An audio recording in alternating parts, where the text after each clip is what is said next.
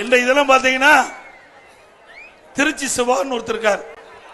அவர் மாநிலங்களவையினுடைய திமுக அந்த குழு தலைவர்.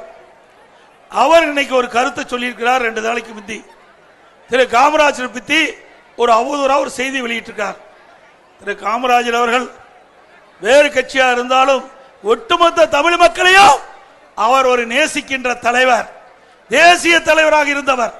அப்படிப்பட்ட தலைவரை இவர் வேண்டுமென்றே திட்டமிட்டு ஒரு அவதூறான செய்தி வெளியிட்டது கண்டிக்கத்தக்கது. அதுவும் சாதாரண ஆள் இல்ல. அவர் மாநிலங்களவையிலே வேகமாக துரிதமாக நாட்டு நடப்பை திமுக சார்பாக பேசக்கூடிய நபர், திமுக துணை பொதுச் செயலாளர். அப்படி இருக்கின்ற ஒருவர் திரு காமராஜ் அவர்களை தவறாக பேசலாமா? மன்னிக்க முடியுமா?